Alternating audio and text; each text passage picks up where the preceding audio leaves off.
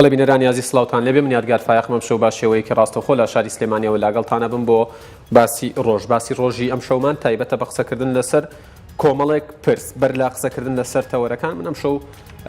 جەنابی شێخ جعفەر شێخ مستەفا میوانمە مەبەستمە لەگەڵیان لەسەر کۆمەڵێک پرس قسە بکەین لەوانە دۆخی ناوخۆی هەرێمی کوردستان دۆخی ناوخۆ چۆن ڕێک بخرێتەوە چۆن شتەکان باش بکرێنەوە و چۆن ئەو شتانی لە دەستمان داون هەوڵ بدەین ئەم نێوماڵە ڕێک بخەینەوە بۆی شتی زیاترمان لە دەست نەچێت و ڕوبەڕووی مەترسی و هەڕەشەکانی داهاتوو ببینەوە لە تەوەری دووەمە باسی دۆخی ئێستای کەرکووک و خورماتوو ئەەکەم لەگەڵ جەنابیان دۆخی کەرکووک لە ئێستادا ئەم دۆخی ئێستا تا چەندە دۆخێکی قبول کراوە و ئایا هەوڵی پارتە سیاسەکانی هەرێمی کوردستان و بە دیاریکراوی فشارخستنە سەر حکوومەتی هەرێمی کوردستان چی بووە سەبارەت بە ئاساییکردنەوەی دۆخی کەرکووک بە تایبەتی دۆخی خورماتوو کە نەکەر شارەکە وێران کراوە بەڵکو ژمارەیەکی زۆری هاوڵاتیانیش ئاوارە بوون و بەم وەرزی سەرما و سۆڵەیە لە ماڵی خۆیان نین و لە کولە مەرگێژین مەبەستمە لە تەوەری سێم و چوارەمیش قسە لەسەر پەیوەندی هەرێمی کوردستان لەگەڵ حکوومەتی عێراقی بکەم ئایا ئەم پەیوەندیە تا چەندە پەیوەندیەکی دروست و تەندروست بووە و ئایا کورد چی بکات بۆی لە دانوستانەکانی داهاتوو بە دۆڕاوی نەیەتە دەرەوە و کورد چۆن مامەڵە لەگەڵ وتار و گوتاری حەیدەر عەبادی بکات کە نوێترینیان ئەوەیە کە لە وەکو خۆی ناوینا گوتاری سەرکەوتن بەسەر داعش و لە ناوبردننی یەکجاری داعش کە ئەمەش قسەمان لەسەری ئەبێت هیچ ئاماژەیەکی بە پێشمەرگەنەدا هەرچەندە دواتر لە بەیاننامەکە بە عەرەبی و دواتریش بە زمانی کوردی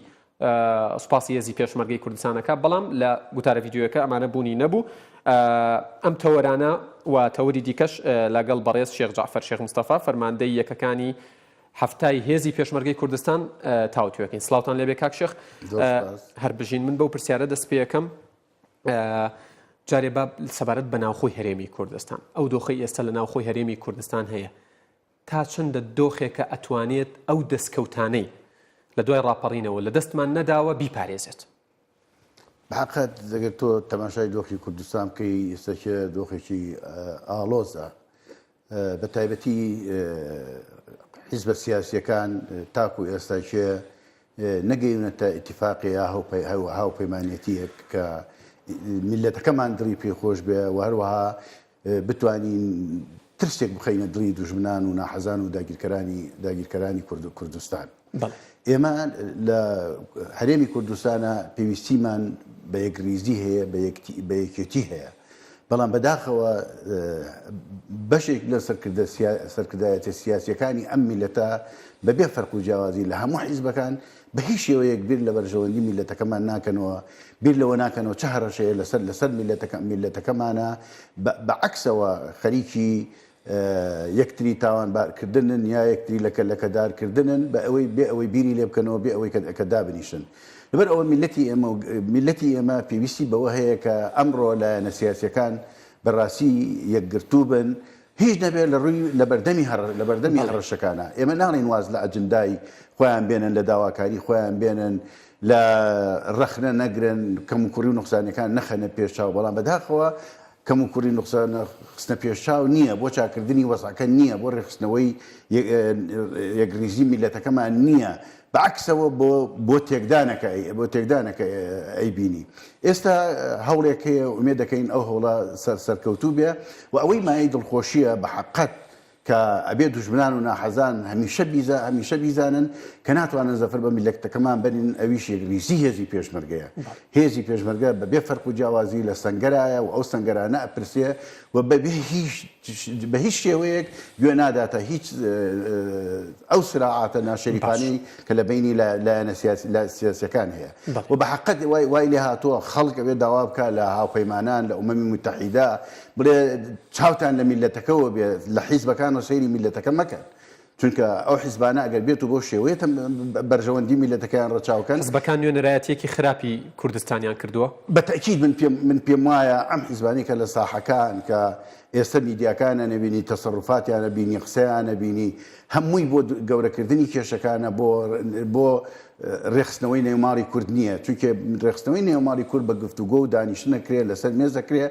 وە لە پێشەوە ئەتوانن کە بڕیارێک بدەن یەکگرتوو بن یەکدەنگ بن یەکگریز بن بەرامبەر بە دوژمنان و داگیرکەرانی کوردستان کەواتە دوان لە ناویشەوە هەر شتێک هەیە هەر سیراعاتێک هەیە کیش کێشەیەک و مەشاکل دواندنی یەکتریش لە ڕێگەی کەناڵی ڕاگەیاندن و فەیسبوک و سایت و پەیجەکانەوە کارێکی خراپە لە ناو حزبەکان بەتەکید ئەنواع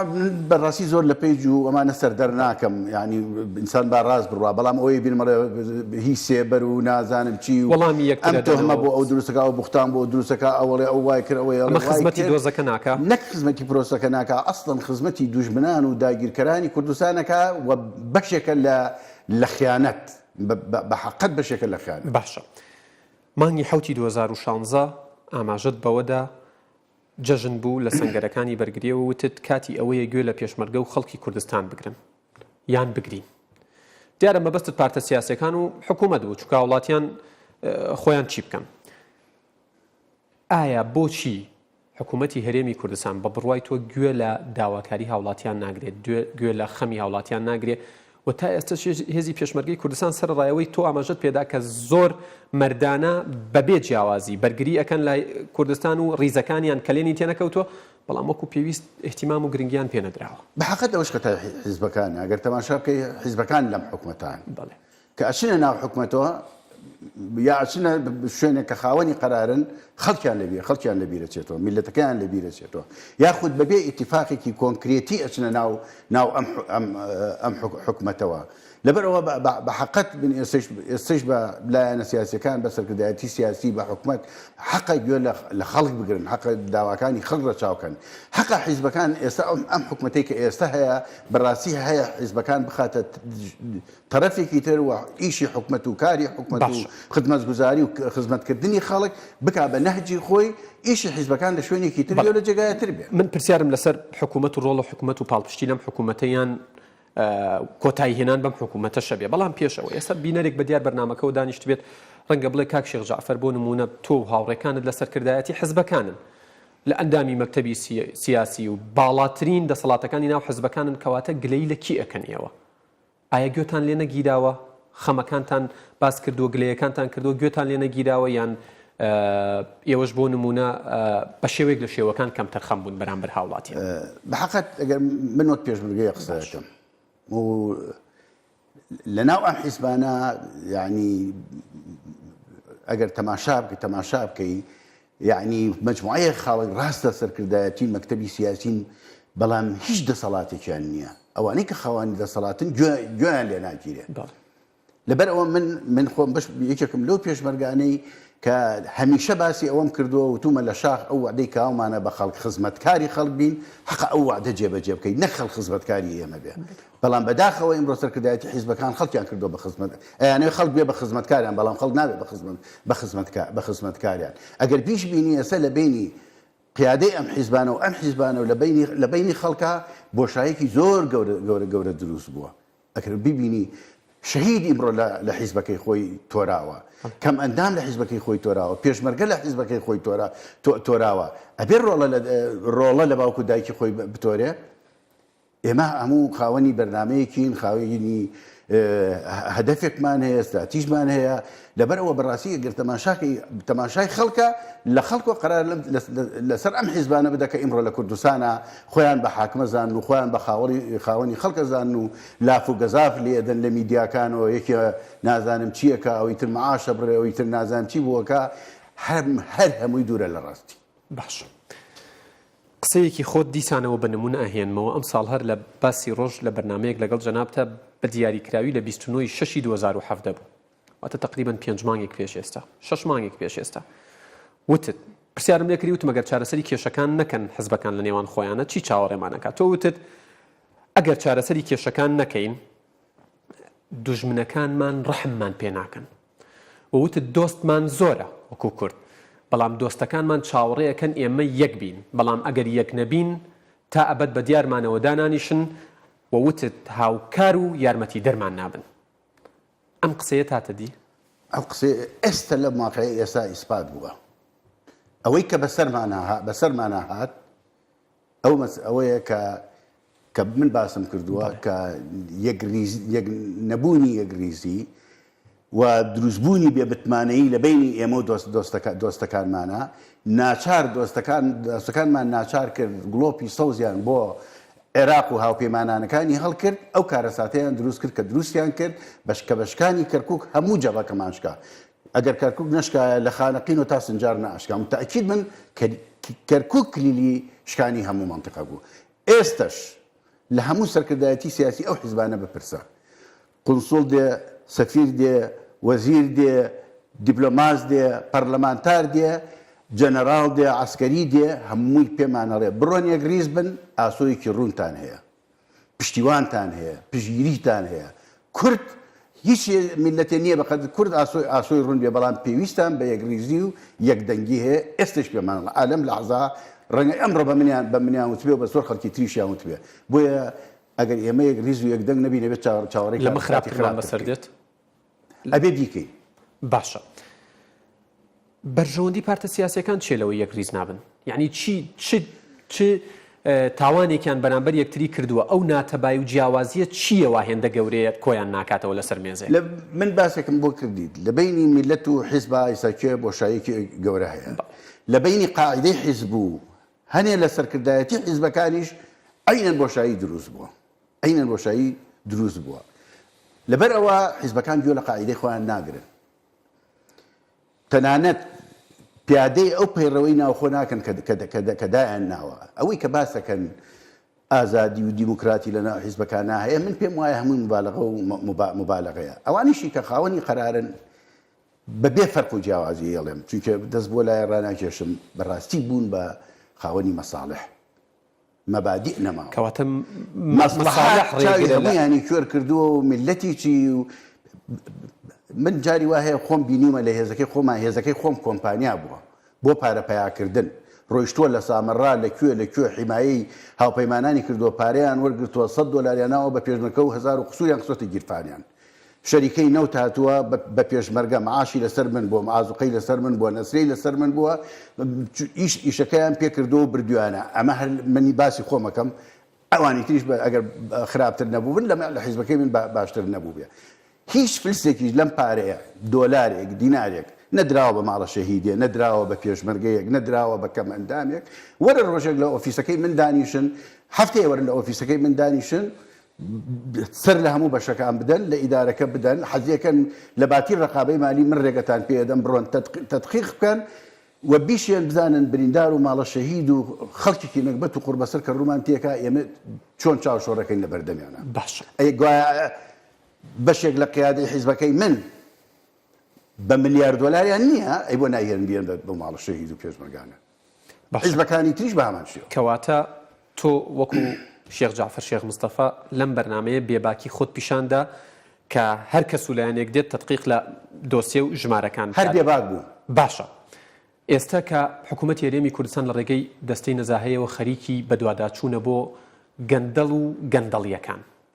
چۆن ئەڕوانیتە ئەم هەنگاوە و پێشنیاز و نەسیحەتت چییە بۆیان بۆی سەرکەوتوو بەداخەوە نازانم ئەو دەستگای نەزاهە ئەوانە چیەکەن من پێش ئەوەی کە لە وەزارەت واز بێنم بە مانگێک بە 40 شەو دوو داواکاری نووسی بۆ دەستگای نەزاهە و بۆ ئەوکی ترێن چینەوە ئەوەی ڕقابەی دەستگای مالی و ڕقابەی مالی و نازانم دەستگای نەزاهە و بۆ حکوومەتیش کە پێش ئەوەی بڕۆم لە وەزارەت بێن تەدقیق لە حساباتی هی من کەن لە وەزارەتە من ناڵێم من مەسئول لە شوێنێکا دزی ناکرێ بەڵام وەختی شەریکی دزم ئەگەر چاوپۆشی لە دز بکەم گوتم تەدقیق بکەن لە یینەکەم ئێستش تەدقیقەکەن شەرت ئەوەیە ئەوانە بتوانن ئەو کەسانە محاسبەکەن لێ پرسیۆ نەکەن نێن بە شوێن مۆزەفێکی بچکۆلا بگەڕێن بە شوێن سەرەکانە بگەڕێن بە شوێن زەبەلاحەکانە کە لە ژێر دەستی خۆیانە کە لە ژێر دەستی خۆیان لە دەوروبەری خۆیەتی لەوەوە پیا بێت من پێم وایە کوردی خۆمانەڵێ ئەگەر لە ماسی لەسەرەوە بۆ گەنەکات ئەمە مەسەلەیەکی زۆر ڕاستە کێ هینەکەی ئەو کەسە محاسبەیەکی کە بۆ نەوتەکە ئەفرۆشێ یا پارەکەیە بە ئەو کاتی خۆی بۆ نمونە بۆ جێڕمەوە لە باسی شڕەخۆری کاتی خۆی ئێمە کە چووی شوێنێکمان نەگرت بە حەقەت ئەوەی کەشتی باشی تیا بووە شتی چاکی تیا بووە مەسئولەکە دەستێکە و بە بۆنەی حیمایەکان و ئەمانەوە پێشمەرگەیەکی فەقیری ئەگەر بەتانیەکی پێ وایە بۆ ئەوەی شەو بیە بە خۆیان بەتانیە شڕێک مەسئولەکەی بەر شەخسێک با تۆ شڕەخۆری کەواتە لە کۆنەوە تا ئێستا ئەگەر ئەم بەم نەزەریە دەستگای نەزاها بەم نەزەریە بیکات بێت لە مۆزەفێکی بچووک یا فەراشێک باتە بەرشەق و بڵێت تۆ گەندەڵیت و وازە تەپڵەسەرەکە بێنێ بخوایە کەس بڕای پێ ناکە وازیش لە خۆی کەواتە تۆ لەگەڵ هاوڕای لەگەڵ قسەکانی جێگری سەرۆکی حکومەت کاخوبا تاڵەبانی کەوتی ئەبێ فرعونەکان دەستگیر بکرێن نەک مدیر ناحەیەک یان مۆزەفێکی یاسایی باشە فرعونەکان لە خۆیانەوە دەست پێ بکەن با لە خۆیانەوە دەست پێ بکەن من خۆم پێم وایە ئەگەر باوک تربیەتی هەبێ مناڵەکانی باش بە تربیەت دادات لەبەرەوە من نازانم چێ ئەو کەسەی کە چێ ئەو لێپرسیینەوە سەرکرد لە پێشەوە بابێن حساباتی خۆیان بخەنە بەردەمی خەڵک ئەو پارەی ئەوان لێ بەسوولن بیخەنە بەردەمی خەڵک من ئەستەغفر الله یعنی پێیان ناڵێم ئەوانە دەستپاک نین من قەت شیوان ناڵێم ئەوە چونکە لە نەتیجەی لێکۆڵینەوە لە نەتیجەی ئەوە دەرەکەوێ فەرم و سەروەت و سامانی ئەم وڵاتە کە بریتیە لە نەوت و لە زەرایب و لە گومرگ و لە مەنافیز و لە هەموو شتەکان بێنن بە کامیلی بیخەنە بەردەستی دەستگای نەزاهە ئەوانە با تەدقیقی تیا بکەن لێەوە بۆ کوێچووە اینجا بێنە سەر وەزیرەکان اینجا بێنە سەر محافزەکان اینجا بێنە سەر دەستگاکانی تر یەک بە یەک لە تەپڵە سەرەکەەوە پێ بێنە لەگەڵەوەی لەگەڵ حزبەکانیش ینی بەدواداچوون بکەن بزان سەروەت و سامانی حزبەکان لەکوێوە سەرچاوی گرتووە بۆ نمونە بەرپرسێکی حزب ئەندامێکی مەکتەبی سیاسی سەروەتێکی یاساییە بەڵام ئەندامێکی مەکتەبی سیاسی تر زۆر ینی ملیاردێرە تەنان لە ناوان ئەوانیشە بە حەقەت ئەگەر تۆ بیتە سەر حسابی هینی حیزبەکان نازانم ینی بڵێم ئایا ئەو دەستگای نەزاهە و ڕقابەی مالیە ئەو دەسەڵاتی پێدراوە هی حیزبەکانیش با ئەگەر پێی درابێ سەد خۆزگە لە پێشەکان دەست پێ بکە برە دەری خۆشەویست ئەم حیزبانە من ئەوەی کە بینیومە کە یەکێکدا ئەنێن لە شوێنێکە دای ئەنێن بۆ ئەوەی شتیان بۆ بێنێ ئەم کابرا زۆر پاکە زۆر نەزیهە وەزیر بێ یا جێگر وەزیر بێ بەڵام کە من هاتم دامنا بۆ ئەوەی کە دزیم بۆ بکە ئەگەر سەگباب ئەگەر دزی بۆ خۆی نەکات لەبەرەوەی ئێمە ئەخلاقی نوێنەرەکانی خۆمانمان خراپ کردووە لە دام و دەستگا و شوێنەکان دامان ناون دزیمان بۆ بکەن هیچ من ئەوانەی کە خۆم بینیومە هەمووی لە گیرفان هاتوۆتە دەرەوە ئەوانەی کە لە یەکێتیدانرا هیچی فەرز کراوە بە سەرمانە کە بڵێن با بێ بە وەزیر یا جێگر وەزیر یا فڵان تر بەشێکی شێر ئاگامان لێ نییە وەختێکمان زانیوە فڵان کەس وایە و ئێستا کێژ نایتوانین دەستی بۆ بەرێ ناتوانێت دەستی بۆ بەرێ لەبەر ئەوەی کە شتەکانی کەشف نەبێ و نەکەوێتەوە کەواتە بێ حزبەکان پاڵپشتی لە گەندەڵکاران حزبەکان مەسئولن لەو گەندەڵێکە لە ناو حکومەتە دروست باشە بەتایبەتی یەکێتی و پارتی باشە دیارە من پرسیاری دیکەشمە بوو لەسەر و پرسە بەڵام لەبەروی کاتەکە ماوکاریم ناکە ئەبێ بچمە سەر دۆخی کەرکووک ئەوەی ئێستا لە کەرکووک ئەگوزەریە ئەوە بوو کەیەوە چاوەڕێتانە کرد و خۆزگەتان بۆ یەخواست نەخێر قەت بڕوامان نەبوو بەوەی کە ئێمە بەو شێوەیە لە کەرکووک بشکین و بتوانین و ڕێگە بدەین ئەوەی کە بەسەر خەڵکی کەرکووک و خورماتوو ئەو ناوچانە هاتووە بێت کە پێمان وابوو ئەبێ هەمومان بکوژرین شەهید بین ئەو سادوژمن بتوانێت ئەوەی کە کردی بیکات بەڵام بەداخەوە ئێمە یەکێک لە سەبەبەکانی ئەوەیە کە ئێمە جەبهەیەکی دوور و درێژ و سەنگەرسازی حدودی 3 ساڵ و قسوورە بەرامبەر جەبهەکانی بەرامبەر بە داعشێکی کە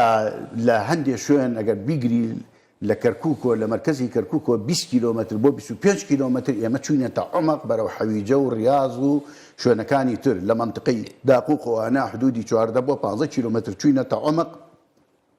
کە ئەمە دواشبان و هەمووی ئەگەر حسێبیکەی هێزی عراقی لێیە لە خورماتوو حشدی شعبی لێیە لە داقووق حشدی شعبی لێیە لە تازە و بەشیر حشدی شعبی لێیە لە ناو کەرکووک حشدی شعبی لێیە ئێمە اینجا ئەوەنە کیلۆمەتر چوینەتە لینەوە کە 4 ساڵە ئێمە سەنگەرسازی یەکەین کە توانیمانە لە یەکەم ڕۆژەوە ئەمنیەتی کەرکووک و هەموو ناوچەکان بپارێزین ئێمە قەت ڕۆژە لە ڕۆژان بیرمان لەوە نەکردووە کە عێراق یاخود وڵاتە زلهێزەکان ڕێگە بدەن بەوەی کە عێراق بە چەکی ئەوان بە دەبابەی ئەوان بە ئیمکانیەتی ئەوان بە معلوماتی ئەوان بە شارەزایی ئەوان هێرش کاتە سەر ئەو پێشمەرگانەی کە ئەوان 3 ساڵ و نیوە شانازی بە پێشمەرگەوەکەن وەسفی پێشمەرگەکەن کە پێشمەرگە لە باتی هەموو دنیا شەڕەکە ڕێگە بدەن ئەو پێشمەرگانی کە 3 ساڵ و نیوە بە شەهید زیندوو حسابەکەن بە زنجیری دەبابەی ئەمریکی هەنجن کرێت. باش لەبەر ئەوە ئێمە هیچ تەنگەریەکمان نەبوو بەرامبەر بە هێزە عێراقیەکان ئێمە واماندانە بوو ئێمە شەڕی داعش و شەڕی داعشەکەین شەڕی ئیرهابەکەین کە ئێستش لە ئەولێتی ئێمە شەڕی ئیرهابە. باشە من ڤیددیۆیەکم بیرە لە کەرکووک لە بەردەم پەیکەری گردنکەشی پێشمەرگە وەستا بوویت ئەدوت ئەم پەیکەرە ئەم هەیکەلە ڕەمزی فیداکاری و قوربانیەکانی هێزی پێشمەرگەی کوردستانە بەڵام ئەم پەیکەرەوە هیچ هەوڵێکی زۆر درا لە کەرکووک بیشکێنن ئەمە سەری نەگرت ئێستا ئاڵای کوردستانی لێ کردوتەوە ئاڵایەکی عێراقیان پێوە کردووە ئەمە وەکو فەرماندەیەکی پێشمەرگە چه هەستێک لای تۆ دروست دەکات؟ بەحقات من ئەوە هەر پیرۆزی خۆی هەیە عەلەمەکەی کوردستانی پێوە بیا پێوە نەبێ بەڵام ئیمڕۆ لەژێر دەستی دوژمنایە دوژمن هەر شتێکی لێ بکات پیرۆزی ئەو پەیکەرە ناشێوێنێ پیرۆزی ئەو پەیکەرە تێک نادا حەزێکە بیتەقێنێتەوە ئەو پەیکەرە لە دڵی خەڵکایە لەبەر ئەوە عەلەمی عێراقی پێوەکە بیشکێنێ بیتەقێنێتەوە بەوە ناگۆڕێەوە تۆش وەکو فەرماندەیەکی باڵای هێزی پێشمەرگەی کوردستان وەکو هاوڵاتیان بێهیوای لەوەی کە ڕۆژێک کورد کەرکووک و خورمات و بەدەست بێنێتەوە من بڕوای تەواوم بەوە هەیە سەرکەوتنی زۆر گەورە چاوەڕێمانەکات لە سەرکەوتنەکانی پێشووتر گەورەتریشە لەبەر ئەوە قەناعەتی تەواوم هەیە و ئەیشی بینی بەڵام نازانم ئەمە چەند دەوامەکە ئەم وەزەی کە ئێستا بە یەک ڕیزی خۆمانەوە دۆستەکانمان وازیان لێ نەیەناوین دۆستەکانمان پشگیری تەواومانەکەن هەر ئەوە ببینە کە ڕئیسی فەرەنسا کە ئەبێ ئێمە هەمومان سوپاسگوزاری بین سەرۆکی حکومەت و جێگرەکەی و تیمێکی بان کرد چه ئیستیقبالێکی کردن چۆن مؤتەمەرێکی سوحوفی بەس و چۆن تەدەخولێکی کردووە و هەروەها ئێستا هەموو دەوڵەتەکانی تر بەڕاستی کە هەمویان پشگیرین و پشتیوانیمانەکەن و ڕەنگە تەنانەت پەشیمانیش بن لەوەی کە ڕوویداوە یاخود لعبەیەکی مخابراتیە ئەوەی کە بووە بۆیە من پێم وایە سەرکەوتنی گەورە چاوەڕێمانەکە و ئەو کارە ساتە ناهەموارانەی کە لەو منتیقانە ڕوویداوە هەمووی بەسەرکەوتن ئینشەڵڵا ئەسڕین لێرە بەدوا چی ئەکرێ بۆ کەرکووک هێندەی ئاگاداربی کەرکووک چی لێ ئەکرێ یا چی بۆ ئەکرێ یعنی چۆن مامەڵە لەگەڵم دۆخەیەکەن هەروای هێڵنەوە یان چکە دۆخی شارەکە زۆر ناساییە ئێمە وەکو هێزی پێشمەرگە ئێستا ئەتوانین هەموو شتێ بکەین بە خوێنی خۆم وعدەدەم ئەتوانین کەرکووکیش بگرینەوە شوێنەکانی تریش بگرینەوە بەڵام ئەمڕۆ تەدەخولێکی دەولی هەیە ناکرێ ئێمە ئەم جارە ئەو ڕێیە دەولێش جارێکی تر بە باشی بوا بکەین دژمان بێستەوە دۆستەکانمان هەمومان نەسیحەتمانەکەن ئێمە ڕئیسی فەڕەنسی زۆر بە گەورە ئێزانین وە گەورەی خۆشی ئیسپات کردووە من بۆیە پێم باشە هەتا ئەو کاتەی چۆڕاییتیا بێ بیوشین قسەی سەرۆکی فەڕەنسا و سەرۆکەکانی تری دۆستمان بەڕاستی لە دەست نەدەین و نەیشێوێنین بەڵام ئەوەی کە ئیمڕۆ ڕووەدا لەو مەنتیقە جەرایمی حەربە ئەوەی کە جەنابەت باسی کرد خورماتوو جگە لەوەی کورد خەتف کراوە کەس نازانێت لەکوێ کوژراوە جگە لەوەی کە کوژراوە جگە لە تەعەداکردن لە ژن و لە کچان جگە لە خان و سوتان و تاڵانکردن و معمەل و مەصنەع و سەیارە و مەکینە و ئەم شتانە براوە لە داقوق ئەکرێ لە کەرکووک ئەکرێ بەداخەوە هەندێک کەس دێنە سەر تەلەڤیزیۆن دنیایان کردووە بە ماستی مێ و عەلا ئەساس کە پێشمەرگە لەوێ بووە ئێستا لەو کاتە باشترە کە پێشمەرگەی لێ بووە وا قسەکەن کە من نازانبی بەمە چ خانەیەکۆ چۆن لە ڕویانێ بۆ من پرسیاری ترم لا دروستەکە جەنابتان چۆن ئەڕوانە وتت ئەوە جەرائیمی حەرب و تاوانی جەنگە ڕوویداوە بەتایبەتەوەی خورماتوو چۆن ڕوانە ڕۆڵی نوێنەرانی کورد لە بەغا لە سەرۆکەمارەوە تا پەرلەمانتارەکان و وەزیر و بەڕێوەبەرگشتەکانمان ئایا هەستەکەی بە ڕۆڵی خۆیان هەستاون هەرچەنەوان خۆیان وەکو پێویست بە ڕۆڵی خۆیان هەڵنەساون چونکە خورماتویەکان گلەیەوەیانڵێت تا ئێستا سەردانێکیان تا ئێسێش یەکگرتوونین ئەگەر بە ڕۆڵی خۆیانیان نەبینیوە بەڵام هەرچی بکەن و هەرچۆن بەقیڕێنن کەس گویان لێناگرێ بەس سەرۆ کۆماری توانی سەروەریکی گەورە بۆ خۆی تۆمارکە یەک مزەکەرە بنووسێ لەسەر ڕووداوەکان بیا بە UN و هەموو دەوڵەتانی دنیا و بڵێ ئەوە من لەبەر ئەوەی لە میلەتەکەم جرائمی حرب بکرێت وڵاتەکەم کاول ئەکرێ ئەوە من ڕئیس جەمهوری ئەو وڵاتە نابم کە میلەتەکەم بەو شێوە ڕەفتاری لەگەڵ بکرێ و جینۆساید بکرێ و جرائمی حرب بکرێ و بکوژرێ و تاڵان کرێ و بسووتێ من ڕئیسی وڵاتی وا نابم و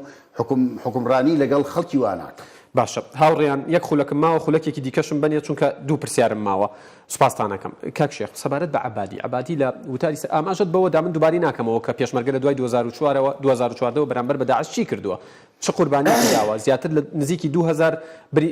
شەهید زیاتر لە 10,000 بریندار جەنابتان زیاتر ئەزانن عەبادی ناوی پێشمەرگەی نهێنا لە وتاری سەرکەوتنی خۆیە تۆ پەیامت چییە؟ من پێم وایە عەبادی ئەگەر وای ئەتیباری کە خۆی سەرکەوتنی بەدەستێناوە خۆی بووکەڵەیەک بووە بەدەست ئەموو ئەوە حرەکەی پێکردەوە جوڵانیوێتی ئەگەر ئێمە هێزەکانی پێشمەرگە خەتی یەکدیفاعی یەکەمی موسڵمان نەشکانایە بە دوو مانگ بە سێ مانگیش ئەوان پێیان نەهێشکا من عەبادیش و غەیری عەبادیشم بینیوە لە بەردەمی کاک مەسعود و وەفدەکانی هەرێما چۆن کوڕنووشیان بردووە بە تەواضوع و تەنانەت جاری وا هەیە هاتووەتە حەدێکی واوە من خۆم بەش بە حاڵی خۆم بۆ هیچ کەسێکی ناکەم کە قسەیان کردووە عەبادی باسی پێشمەرگە بکە یا پێشمەرگە نەبکە هەموو دنیا هەموو عالەم تەحالوفی دەولی UN هەموو ئەحزابی عالەمی هەموو پەرلەمانتارەی دنیا ئەزانێ پێشمەرگە چی و هەموو هاواریان کردو پێشمەرگە لە باتی ئێمە شەڕەکە وەختێک کە پێشمەرگە شەڕی داعشی کرد ئەوان 6 فرقە عسکەر و پۆلیس بە هەرچی تەسلیم بوون ڕایان کرد چەکیان مەخازینیان دەبابەیان تۆپخانەیان هەرچی ئالیاتیانێ هەمووی تەسلیم بەهین کرد عەبادی نەبووە لە ڕووی بێت چونکە ئێستا میلەتەکەی ئەو بەخۆی بە ڕئیسی دەوڵەتی بزانیا شیعە ئیبادەی سوننەی کرد قوەی بەشەری سوننەی ئیمتیساس کرد تا ئێستاش سوننە ئەکوژێ ماڵیان کاولەکە ئەوە هاتە سەر نۆرەی کورد ئەوە ئەیەوێ ئێستاکێ ئەو ناوچە کوردستانیانە کە ئێستا کوردستانی ناوچەی دابراو نەما ریفراندۆم کرا خەڵکەکە دەنگیدا ئەو ناوچانە کوردستانین ئێستا ئەیانکە ئەوێ بیاکە بە شیعانشین ئەو تعریبەی زمانی باسەکرا ئەو ئیستا شیعانشینیەکات بڕۆ لە کەرکووکە ماڵ دەرەکەن ماڵ داگیرەکەن ئەرز بەبێت تورکمانی شیعە بێ داگیرێکە ئەرز لە کوردستانەوە یان بە تورکمانی شیعە تعریبەکەی ئەو ئیسەکێ بووە بە تەشیعی پێڕێن یا چی پێڵێن ئێستا بووە بەوە عەبادی ئەسڵەن ئەوەیە لە ڕووی نەهاتایە خۆی بە ڕئیسی وڵاتێ بزانێ ئەم هەموو ماستا و هینە بووە ئەوە بکا کە جارێکی تر بێتەوە بە ڕئیسی وزەرا خۆیان ئەڵێن ئەڵێن ئەو کەسەی کورد نەکوژێت گوێن بە کورد نەدا هێرش نەکاتە سەر کورد نابێت بە مەسئول لەم عێراقا بەداخەوە ئێمە لەگەڵ خەڵکی عەرەب لەگەڵ شعبی عەرەبی هیچ نیزاعێکمان نییە هیچ مخالفەیەکمان نیە ئەگەر ببینی 2-3 ملیۆن ئەو عەرەبانەی کە کوردستانیان تاول کردووە تاڵان کردووە هەمویان لە کوردستانە پەنادراون و پارێزراون بەڵ ئێمە لەگەڵ حکومڕانانی عێراقا من پێم وایە شیعە بێ سوننە بێ هەر کەسێکی تر بێ بچێتە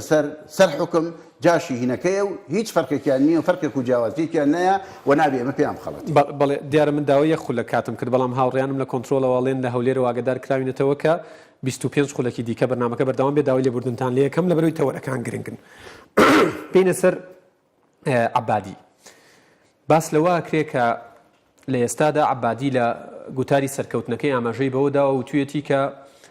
داعش کۆتایی هاتووە بە پێی زانیاریەکانی جەنابتان داعش لە عێراق کۆتایی هاتووە لە ڕووی سەربازیەوە جارێ باسەکەین جاری فکرەکەم ماوە باسی بکەین وەڵا بەداخەوە دوێنێ هەفتەی پێشوو دوو پێشمەرگەی ئێمە لە بینی لە خوڕماتوو کە حیمایی نەوتن شەهید کرا دوێنێ شەو 3 سایق ترێلا لەسەر جادەی خوڕماتوو سەر بڕا ئەوە دەجار ناو خوڕماتوو بە هاوەن قەس داعشەماناکە ئەوە بە تیارە بە سرب داعشێنێ نازام لەکوێنێ لە لای خوڕماتوو لە بینی لە قوڕیچیا و مڕیچیا و ئەمانە دایە بەزێنێ و لێوە نازانین بۆچی گوم بێت لە حەوزی حەمرین لە حەوزی حەویجا لە دیالە یەک داعش لەم هێرشانی عێراقا نەکوشراوە برینداریش نەبووە هەمویان بە ساغ و سەلیمی ماونەتەوە ئەو سەنگەرانەی پێشمەرگە لە خواری کەرکووک لە خواری داخۆ کە لێمان داوە و خانومان تێ دروست کردووە بۆ شەڕی داعش ئێستا بە گوێرەی ژمارەکەیان زۆربەی قەڵاکان عەلەمی داعشی بەسەرەوە داعش تیا ئەخەوێ ئیسراحەتەکە بەرنامەی هاوپەیمانانە مازانن هەمووی ئەزانێ چۆن نایزانن لەبەر ئەوە ئێستاکێ نەوەتر پیا بووە عەلەمێکی سپی هەڵکردووە سەری شێری پێوەیە لە دێن لەو محەتەیە کە لە خورمات و بینی ئەمە پێشمەرگە و خۆینایە لەوێ ئیسراحەتەکەن لەوێەوە تەوزیع بن جاری وایە 800 کەس 900 کەس لەوێ کۆ ئەبێتەوە بە درێژکراوی داعشنیان هەڵگەڕاونەتەوە لە داعشیا کێنەمان هەموو وەک باسیکەن بە حقت ینی من نازانم بەڵام بەپێ ئەو معلوماتانەی هەیە هەموو نەوع تەیارە ئیسلامیە توندڕەوە ئیرهابیەکانی تایە و پەیوەندیەکی بەهێزیشیان لەگەڵ داعشەیە ڕەنگە هەر داعشیش بین شتەکەیان گۆڕی بێ بە شتێکی تر بەڵام ئەوە خەیاڵی خاوە جگە لە شارەکان ئەویش کە ئەڵێم شارەکان بە معنایەوە نییە شارەکان کۆنتترۆلی لەژێر کۆنتترۆلی ئەوە خەلایی نایە مەیتیانە تەقینەوە نابێ کوشتن نابێ هەموو شارەکان یا سەرجادەکان هەر دقی بیانەوێ ئەچنە سەرجادەکان یەک لە دەرەوەی شارەکان بە قافڵە داعش و ئیرهابیەکان ئەگەڕێن و بە دۆشکە و بەهینەوە لە هەفتەیە دوو هەفتە نابێت سەرۆکی ئەرکانی فرقەی بیست ماڵ و مناڵەکانی ئیبادە کرد لە دەیەک لە نزیکی ئین ئەگە حسابت بۆ بکەم ڕەنگە 50 حادیسەی مامووی تازن هەمووی تازە لە ماوەی یەک مانگەکە ڕەنگە 50 ئەمەلێکرا بێت لەلایەن داعش لە مەنتیقەکە لەبەر ئەوە ڕاستە لە شارەکە وەک هێز نەماون بەڵام لە شارەکانیشا وەک خەلایی نایمانە وەک مەپاریز ماوێنە و لە دەرەوەی شوێنەکانی تر کاملەن لەژێر کۆنتترۆل زانیاریتان هەیە لەسەر و گروپانەی خەڵگەڕفێن و عفوم کە خەڵک ئەکوژن خەڵک ڕاو ڕوتەکەن یان ئەمانە شەر داعشن نه هەموو ڕاوڕوتێ داعش نییە بە حقیقت داعش ڕاوڕوت ناکات داعش خەڵک ئەکوژێ داعش ئەکوژێ داعش تەقینەوەیەکە داعش عملیاتی ئیرهابیەکە ئەوەی کە دزی و جەردەیی و ڕێگریەکە حیشتی شعبیە مەسەلەن سیارە لە خەڵکە سەنێ دەوڵەمەنەکان ئەگرێ پارەیان بە 50 دەفتەر بە 10 دەفتەر بە 20 دەفتەر داوایان لێەکە هەندێکیان ئەکوژن ئەچنە سەر ماڵان تاڵانێکن تۆ ئێستا حسێبی کە زیاتر لە 30 گرۆپی حشتی شعبی لە ناو کەرکووکە کەس نازانێت چێن کەس نازانێت هەر یەکەی لە منطقەیە عەلەمی خۆی هەڵڵاوە و شەوی لێهات ئیتر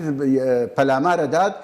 سیارە لە خەڵک بسێنێ و بچێتە سەر ماڵان تاڵانی کا و دەوڵەمەنێکیان لەسەر دەوڵەمەنەکانی کەرکووک بڕوام نییە کوردەکان کەسیان لە کەرکووکە من مابێتنەوە یا بژین لە کەرکووک قسەی منیش لەسەر سەردان یعنی تۆ ئاماژەت بەوە داوتت من وەکو پێشمەرگەیەک بە خوێنی خۆم ئامادەم کە کەرکووک و تەواوی و ناوچانەی کە وەکو خۆت دوژمنان داگیریان کردووە بەدەستی بێنەوە بەڵام پەیامت چییە بۆ حکوومەتی هەرێمی کوردستان لەم ڕۆوە یعنی ئەوە تا کەرکووک بۆ بە شوێنێک کە ژیانی تیان نەماوە دۆخێکی تەواو نائاساییەوە وتت حەشدی شعبی بە تەواوی گروپەکانی و خەریکی ڕاوڕوت و قسانی خەڵکن بە حقیقت حکوومەتی هەرێمی کوردستان یەکەم دانیشتنی لەگەڵ عێراقا کە ئێستاکێ زەختێکی زۆر هەیە ببێ ئەبێ مەسەلەی هێمنکردنەوەی ئەم وەزعەبێ لە کەرکووک و لە شوێنەکان و دەرکردنی هەموو هێزێکی عسکەری بێ لە ناو شارەکانە چونکە ناکرێت لە ناو شارەکانە هێزی عسکەری تیابێ ناکرێت پێشمەرگەی تیابێ لە پێشمەرگەوە دەست پێەکەم کە ئێمە بە درێژایی بوونمان لە منطقەی کەرکووک نەچوونەتە ناو کەرکووک مەگەر بە تێپەڕی بین پێ ئایا بۆشت کڕی ئەبێ حشدی شعبی جێشی عێراقی پۆلیسی فیدرال بە هەموو شێوەیەک لە ناو نەکان بچنە دەرەوە بە پاشەوە حشدی شعبی ئەبێ بە کامیلی منطقەکە چۆڵکاو بگەڕێنەوە بە مەناتقەکانی خۆیان چونکە نەهێزێکی محەلیت نەهێزێکە کە بۆی هەبێکە حکومڕانی بکات لەم وڵاتە و یا بەدیلی جێش بێ جێشی گرت بێتەوە و لە هەم لەمان هاتەکە هێزێکی ترسناکە هێزێکە کە تەنانەت بەس خەریکی تاڵان و بڕۆ و تەسفیەی جەسەدی کورد و مەسیحی و سونناکەن یعنی ئەمە شتێکی نییە لەبەر ئەوە مەترسیدارترین هێز ئەمڕۆ لەسەر عێراق و لەسەر منطقەکەیش ئەم حشدی شعبیەکە لە عێراقا دروست بووە کە کەس نازانێ ناتوانم بڵێم کەس نازانێ ئیدارەیان پرچەکردنیان تەوجیهیان هەموو شتەکانیان بەڕاستی بە حقیقت بەو تەوەجوها ئەکرێکە ئەو وڵاتە بەرەو کاولکردن بەرن سوننە و کورد و مەسیحی و هیچ کەسێکی تیا نەمێنێ و ئومێد دەکەم لە دوای شاب بەس بنە گیانی خۆیان بەڵێ هەر سەبارەت بە حەشدی شعبی من ئەمڕۆ ڤیدیۆیەکی سەیرم لە فەیسبوک بینی ڤیدیۆکە لە ناو قەڵاتزەیە گروپێکی پاسدارانی ئێران بە ئاشکرا بە پیادە و بە ئۆتۆمبیل و باڵای ئێرانەوە ئەسوڕێنەوە لەکوێ لە ناو قەڵاتزە ڤیدیۆکە هەیە گەر ویستت لە دوای بەرنامەکە وێنەکان و ڤیدیۆکەشت پیشانەدەم ئەمە بەرەو کوێمانەبات ئەمە دەرکەوتنی شتێکی مەترسیدار نییە لە ناو باشووریش ئەو سنوورەی کە پێی وترێ باشوور نەک ناوچە کوردستانەکانی دەرەوەی داری هەرێم ئێران لە عێراقا شتێکی شاراوە نییە بەڕاستی ئێران حاجی قاسمی سلێمانی هەر لە سەرەتاوە بڵێن وە قەرارگای قودس لە هاتۆتە کوردستانیش بە یەکیشەوە لەگەڵ پێشمەرگا ئێمە شەڕی گەورەمان کردووە لەگەڵ ئەوان زیاتر لەگەڵ عێراقیەکان بوون و هەرچەند لەگەڵ ئێمەش تەنسیقمان هەبووە یەکتریمان بینیوە تەنانەت یارمەتیشیان داوین لە چەک لە تەقەمەنی بە گوێرەی بژی و مەمر باش یعنی ئەوەیان نەداوە کەمان کە پێیهین بین چونکە ئەمانە حەقایقن ئێمە لەگەڵ هێزی عێراقیەکان کە قەرارگای قودسیش حاجی قاسمی سلێمانی قیادەی حشدی شعبی و هێزە عێراقیەکانیە کرد جەلەولا و سعدیەمان ئازاد کرد قەرەتەپەمان ئازاد کرد سلێمان بەگ و هەتاکو سەرپردی زەرگە و ئامرلی و ئەمانەمان هەموو ئازاد کرد بە یەکەوە تا ئەو شوێنە ئێمە لەگەڵ ئێرانیەکانە لەگەڵ عێراقیەکانە و بە سەرپەرشتی ئێرانیەکان بۆ عێراقیەکان و بە دامی ئەوان بۆ عێراقیەکان دامێکی کەمیش بۆ ئێمە ناتوانم بڵێم کە دامیان نەکردوین دامیان کردوین بە فیشەک بە گول لە تۆپ بەمانە دامیان کردوین پشتیوانیان کردوین لە سەرەتای هاتنی داعشیشە هەم یارمەتی ئێمەیان داوە هەم یارمەتی هەولێریشیان داوە بە حەقەت ئێمە ناتوانین ئەوە بشارینەوە ئێستەیش ئێران ئەگەر تۆ تەماشایکەی ئەوە لە تەلعەفەر مووسڵ شوێنەکانی تر ئەوە لە ئێران لە سووریا لە هەموو شوێنەکان تەواجودیان هەیە و سوپای پاسداران کەواتە کورد ئەبێ لەگەڵ ئێرانە هەوڵدا بگا بەن ئەنجام و ڕێک بکەوێت باشترە لەوەی کە وەکو دوژمن سەیری یەکتر بکەن دەوڵەت ئێران دەوڵەتێکە دراوسێمانە 600 بۆ 700 کیلۆمەتر هینمان هەیە ناتوانین ئێمە لەگەڵ ئێرانە تێکی دەین یا شەڕی ئێران بکەین حتا ئەگەر دەوڵەتێکی زەبەلاح و خاوەنی هێزێکی زەبەلاحیش بین نە لەگەڵ ئێران نە لەگەڵ تورکیا نە لەگەڵ هیچ دەوڵەتێکی دراوسێتە ناوێت بە حەقەتێکی دەین بەڵام بە حەقەت ئەو دەورەی کە ئێرانەکان هەیەن بۆ ئەم جارە لە مەسەلەی کەرکووک و شوێنەکانی ترا ئەو دەورە هەم میلەتەکان عاجز کردووە هەم هێزی پێشمەرگیان عاجز کردووە هەم ئەوەی مسخالە زەڕەیەک هەستی شعوری نەتەوایەتی و نیشتمان پەروەری هەبێ هەموو ئێستاکە لە ئێران عاجزن بەڵام هێشتا ئەو عاجزیە نابێت بێ بەهۆی ئەوەی کە ئێمە پەیوەندەکانمان لەگەڵ ئێرانە تێک دەین بەڵکو ئەمە پێویستیمان بۆ پەیوەندیان هەیە بەڵام ئێران ئەبێ وەکو پەیوەندی وەکو هەرێمێک نەک وەکو جاسوس و خۆفرۆش و ئەندامێکی سوپای پاسداران و یا حشتی شعبی حساب بۆ هێزەکەمان و بۆ قیادە سیاسیەکەمان بکات وەکو کیانێکی سەربەخۆ سەروەری پارێزراو بێ بەو شێوەیە پەیوەندەکانمان بکات دۆستەکانمان بکاینە ئەمە ئامادە نین تەسلیم بە هیچ شوێنێک ببین بۆیە تەسلیم بە سەدام نەبووین بە هێزی سەدام و بە شوێنەکانی تر نەبووین لەبەرەوە تەسلیم بە کەس نابین مردن هەڵەبژێری نەک تەسلیم بوون باشە سێ پرسیاریان لە جەنابەت کردووە لە فەیسبوکەوە بۆ ماتوو ئەڵێت کاک شێخ جعفەر پێی وایە کە بۆ هێزی پێشمەرگەی کوردستان شەڕی داعش قورس بووە یان شەڕی حەشدی شعبی وەکو گریمانەیە قورسە بێت هەموو کوردی خۆمان ئەڵێ ساڵ بە ساڵ خۆزگەم باپارر ئێستا وامان لێ هاتووە ئەڵێن خۆزگەمان بە زمانی سەدام حوسێن کە شەڕی کردین بە کیمیاوی لێداین ئەنفالی کردین کە حشتی داعش هات وتمان سەد ڕەحمەت لەو کە حشدی شعبی ها وتمان سەر ڕەحمەت لە داعش بە حەقەت دوژمنەکانی میلەتەکەمان هەتا بێ سەرسەخترە بن بەداخەوە یعنی نازانی بڵێ کامی لە کامی سەختتر نییە بەڵام هەموو دوژمنی پێشووترمان لە دوژمنە تازەکەمان هینتر بووە ئەینا داعش لە زۆر شوێن بۆ ئەوەی کە من لە خورماتوو کراوە نەکراوە ئەوەی کە حشتی شعبی لە خورماتوو کردوێتی هیچ قبولی نەکا ئەبوایە عەبادی سەری خۆی هەڵگرتایە وڵاتی بەجێ بێڵایە نەکو ئەوەی کە لە خورماتوو کراوە بەرنامەیشە لە داقوق لە کەرکووک لە هەموو ئەو خەتە کە لە مەندەلیوە دەست پێەکە بە مەراحل هەتا ئەچێتە سنجار یەک کورد و یەک غەیرە شیعە هیچ زیندەوەرێکی تریتیان نامێنێ باشە مار پرسیاری دووهەمە بەڵام لەوا چێت گوێی لە وەڵامەکەی تۆ بوو بێەوە کە پرسیارەکەی کردو ئەڵێن کەواتە داعش لە ناوچە کوردستانەکانی دەرەوەی ئیداری هەرێم ئیلا بە شەڕ دەرەچن بەم قسەی جەنابەت بێکاڵی بەرنامەیان هەیە ئەوەی لە خورماتوو کردویانە يعني لە کەرکووک و ناوچەکانی تریش بیکەن کەواتە حەشدی شعبی يعني تەنها بژاردە اختیار بەنسبەت کوردەوە ئیلا ئەبێ بە شەڕ داعش دەرکات لەو ناوچانە ئەگەر ئەو عەقڵیەتەی ئێستا هەیەە و بە قسەی دنیا نەکەن و بە قسەی هاوپەیمانان نەکەن و گوێ لە هاوپەیمانان نەگرن بەتەکید ئەبێ بە شەڕ هەندێکیان نەخراونتە لیستی تیرۆرەوە ئەبێ بە شەڕ دەرکرێن ئێمە شەڕی جەیشی عێراقی بەڕاستی تا ئێستا خەڵکی سوورە لە ئێمە نامانەوێت بە هیچ جۆرێ لەگەڵ سوپای عێراق لەگەڵ جەیشی کە پێی ئەڵێن جەیش تووشی هیچ پێکادانێک بین بڕواتان هەبێت سەربازێکی عێراقی سەر پێشمەرگەیەک وەکو یەک ئەتیبارەکەی ئەوە لەلامان بەڵام حەشدی شعبی بە منزومەی دیفاعی عێراق بەڵام پۆلیسی فیدرال و حشدی شعبی پۆلیسی فیدرالیش حشدی شعبیە جلی پۆلیسی فیدرال لەبەرکراوە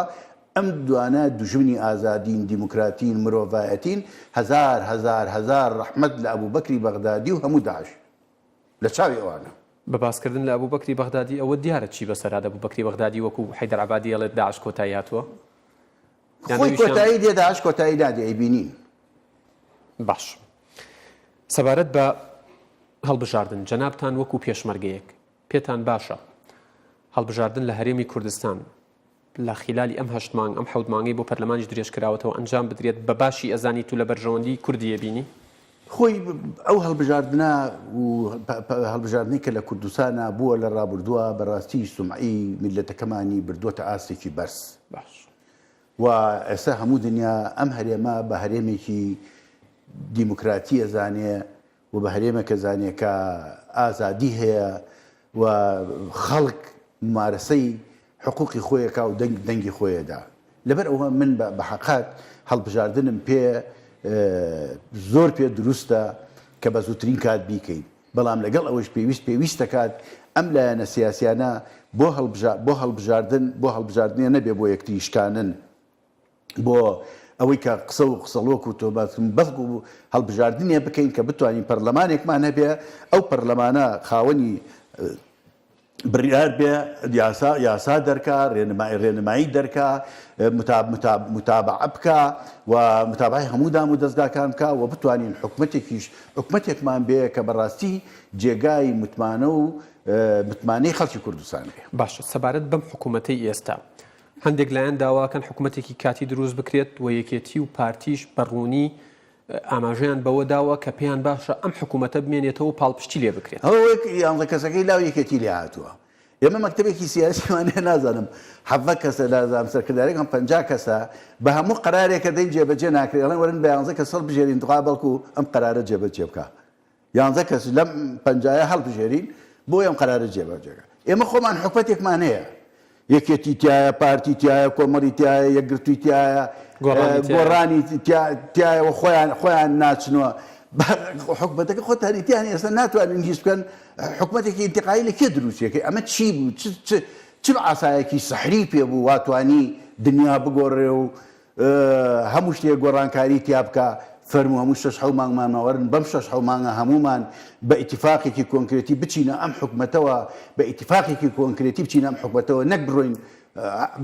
خەڵکدانین بۆ ئیمتیازات کە ئیشی ئەم حکومەتە چییە لەم 7 مانگە ئیشی ئەم حکومەتە ئەمەیە لەم 7 مانگە ئەبێ هەموو دەسەڵاتمان بێ و ئەبێ هەموو خاوەنی سەرکەوتنەکان بین خاوەنی شکستەکان بین خاوەنی دەستکەوتەکان بین خاوەنی زەرەرەکان بین بەم شێوە ئەوە باشترە یاخود ئێستاکێ بێ 7 مانگ و مارەسە شەڕ بکەین لەسەر ئەوە کێ وەزیری پێشمەرگە بێ کێ وەزیری مالی بێ کێ وەزیری ناخۆ بێ وەختێک زانی وەختی ئینتیخاباتیشە حکومەتەکەی ئەمەشمان پاشەوە ئێستا دەولیەن اعتراف کراوە بەوەی کە پشتیوانی جەنابی کاگنێچیر و جەنابی کاقوما دەکرێت ئیتر بۆ ئێمە بچین ئەمە لە دەست خۆمان بدەین خوای زانێ بەم 7 مانگە و حکومەتەمان پێ تەشکیل نابێ جاری پێشوو بە چێ پێمان تەشکیل بوو تا ئێستاکەوا بەم کتوپڕێ تا پەرلەمان حیزبانە ئەمەندە دڵسۆزن بۆ بێتەکان گۆڕاون لە 24 ساعتە حکومەتێ تەشکیلکەن یاخود بۆ مزایەدەکردن و بۆ کەواتە ئەوانی شەزانن کە پاڵپشتی نێودەوڵەتیان هەیە سەرۆکی حکومەت و جێگیری سەرۆکی حکومەت بەڵام کات ئەکوژن بەم داواکاریانە کات ناکوژن ئەوانیانەوە بێن ئیشکن بەڵام ئەیانەوە بێن هەمومان بچینە ژێر مەسئولیەتی ئەم ئیشەوە من نانم بەڕاستی هیچ کاتێ من لەگەڵەوە نەبووم بچینە ئەم حکومەتەوە بەبێ ئیتیفاقێکی کۆنکرێتی یەکێک لە مشکلەکانی من لەگەڵ حیزبەکەی خۆشم ئەوەیە کە قەت بە ئیتیفاقێکی کۆنکرێتی نەچوینەتە ئەم ئیشانەوە اینجا وڵا پارتی وای کرد ئەوەی وای کرد واللهی من قەت بەوە ناڵێم پارتی وای کردم خۆت کردی تۆ چی قەت ئیتیفاقێکت کردووە تاکوی سەرجە قەتایەوەگری لەکوێ تۆ مووقفێکت هەبوو هەڵوێستەیەکت هەبوو تەنانەت جێگری سەرۆکی حکوومەتەکانیشتان داناوە بەڕێی حیزبەکەتان دانەناوە بەسەر داوای خەڵکداتان نەناوە هەمومان ناڕازی بووین کەواتە ئەرکی ئەمانە کە ئێستا پاڵپشتی لەم حکوومەتە بکەن بۆی ئەم حکوومەتە بتوانێت لەم قۆناغە سەختە هەرێمی کوردستان و هاوڵاتیان بپەڕێنێتەوە بە قۆناغێکی یارامتر هەمومان بەشدارین لەم حکوومەتە بەڵام وەرن با بەشداریەکان بکەین بە بەشدارێکی فعلی وەزیری مالیە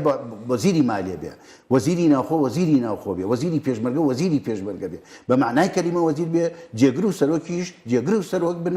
و هەموو شتێکمان بە شەفافیت بێ وەرە بەم نەوە بڕۆرە ناو حکوومەتەکەتەوە چی لێ ئەزانی ئێستا چێ تۆ بۆ 6 مانگ یا بۆ 7 مانگ چ گۆڕانکاریەکەی پێم ئەبێ خۆ ئینسان بیزانێ ئەگەر بیانوو نییە ئەگەر بۆ تێکدان نییە ئەگەر بۆ ڕوخاندن نییە بۆ لەکەدارکردن نییە لەژێر تەسیری شوێنێکانین بە حەقەتی ئەوە نییە کە ئەمە بکەین و حەقیش نییە ئەمە خۆمان بدەینە بە بەردەمی هەندێک هەرزەکار کە بە هەوەسی قسەیانەکەن خوای زانێ ئەجندەی کۆ جێبەجێەکەن هەتا ئێستا من متەتەڕیفینم ببینەوەی کە تەتەڕفیان کردووە ئیش بۆ شوێنێکی ترەکەن تا ئێستا تا ئەم لەحزەیە کە من بینی بێتم لە هەر حیزبێکە ئەو کەسەی بە تەتەڕف ئیشی کردووە بۆ حیزبەکەی خۆی ئیشی نەکردووە بۆ شوێنێکی تر ئیشی کردووە بۆ ئەوەی کە حیزبەکەی بە خەتی غەڵەتا بەرێ کەواتە ئەگەر ئەم متەتەڕیفانەی کە جەنابەت باسیەکەن واز لە حیزبەکان بێنن هەموو ڕێکەکەون و کوردستانیش باشترە بێدۆخی ئەوانە و خاوەن مەسلحەتەکانی ژەر ئەوان نین باشە تاجیری شەڕیش بەڵێ تاجستی شەڕ ئاماژەت بە 11 کەسەکەی ناوێکیەتیدا ئەم 11 کەسە وازی لێ مەچۆرەسە چونکەوە ناکەم بەڕاستیەوە لەسەر حکوومەتەکەی هێنا باش ئەوانی ئەسای سحریا پێوەگی ئەو 11 کەسەی ئێمە ڕێک حکوومەتەکەی گۆڕ باشە زۆر باشە لە بودجەی عێراق 12.67 بۆ کوردانراوە کە ڕێژەیەکی زۆر کەمە نیوەی ئەو پارەیە نییە کە ساڵان بۆ کورد و بۆ هێزی پێشمەرگەی کوردستانە نێدرا و ئاماژە بە ناوی هێزی پێشمەرگەی کوردستان نەدراوە و بودجەشی بۆ دانراوە تەنانەت ئەو پارەیەشی و مخەساتەشی کە بۆی دانرا خراوەتە زمنی ڕەواتبەوە داواکاری چییە لە نوێنەرەکانی گەلی کوردستان بە تایبەت پەرلەمانتارەکان چکەوان نتوانن شەڕی ئەم ئیشە بکەن و لە 17 کەسەکەی لیژنەی دارایی پەرلەمانی عێراقی 4 کوردە ئەگەر مافی پێشمەرگە لە ناو ئەو بودجەیە جێگیر نەکرا چی بکەن واللهی ئینسان نازانێت چۆن باسی ئەو پەرلەمانتارانی کورد بکات لەسەر مەسەلەی میزانیەی پێشمەرگە و لەسەر ئەو شتانە بە حەقیقەت لە ساڵی 2006 و 2007ەوە میزانی پێشمەرگە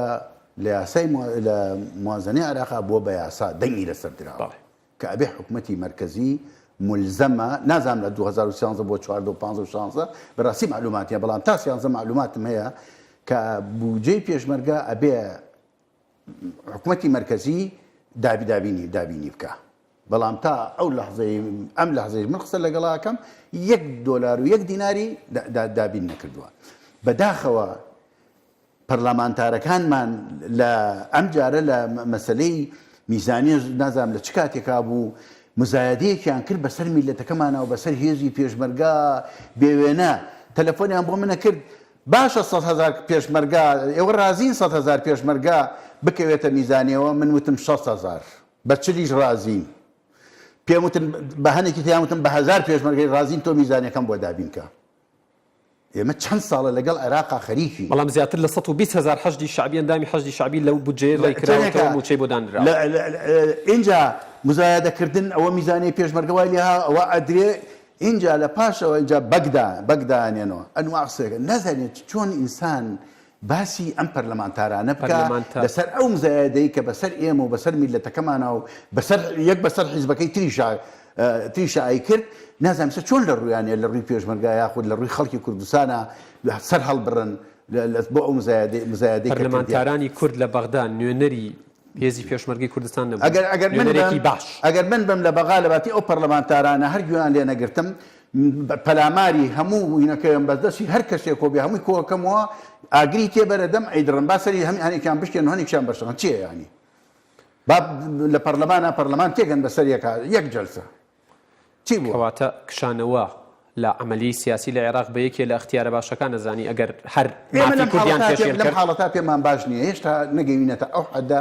ئەو حەدەی کە بیکێشینەوە بەڵام ڕۆژێ لە ڕۆژان دێت هەر ئەبێ ئەو کارە بکەین ئەوەی نەیان هێشت لە ڕیفراندۆم سەر بگرێت ڕۆژێک لە ڕۆژان هەر سەرەگرێ جیابوونەوە و سەر بەخۆی لە عێراق ئەبێمە سەر بەخۆ بین ئەوە شەڕ لابوودە منهایە ئاماژەت بەوە دابوو پێشتریش لە بەرنامەکەوتت ئێمە پێشمەرگایەتیمان بۆ سەر بەخۆی کرد بۆ سەر بەخۆی کردومانە ئێستش بۆ سەر بەخۆیەکەین ئێستش ئەوە مەرحەلەیە کە تێ ئەپەڕێنین ئەگەر ئێمە بە زۆر سپێنراوە بەسەرمانە ئەبێ بڵێن ئێوە داوای سەربەخۆییەکەن ئێمە تا ئێستا چێ لە دروستکردنی حکوومەتی عێراقیەوە تا ئەم لەحزەیە عێراق ئەم پەرداخی هەڵ نەگرتووە بۆ ئێمە لێرە داینێ بچووکترین شت مادەی 140 کە ئەوە چەند ساڵە تاکو ئێستاکە جێبەجێ نەکراوە ئەوە بودجەشی بۆ دانراوە میزانی کوردستانیان بڕی لە کاتێکا میزانی کوردستانیان بڕی هیچ نە ئێمە نەباسی نەوتمان کردبوو نەباسی سەربەخۆییمان کردبوو نەباسی هیچمان کردبوو کاتێک مالیکی ڕئیسی هین بۆ حکومەت بوو هێزی هێنایە سەرمان بۆ جەلەولاو سعدیە بۆ خورماتوو بۆ کەرکووک بۆ فیش خابوور خۆ نەباسی سەربەخۆییمان کردبوو نەباسی نەوتمان کردبوو نە هیچ شتێ لە ئارابوو لەم هێزان لەو کاتانە بوو کە مالیکی لێرە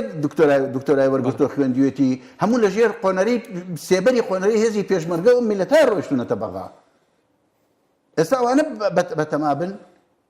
لەوەش خراپترمان بەسەر بێ و داوەنیتر خراپترمان بەسەر بێ ئیلا ئەرەبێ سەربەخۆیی کوردستان سەربەخۆ بێ و دەوڵەتی سەربەخۆی هەبێ و نایەڕین بە هیچ جۆرێ خوێنی شەهیدەکانمان بەفیڕۆ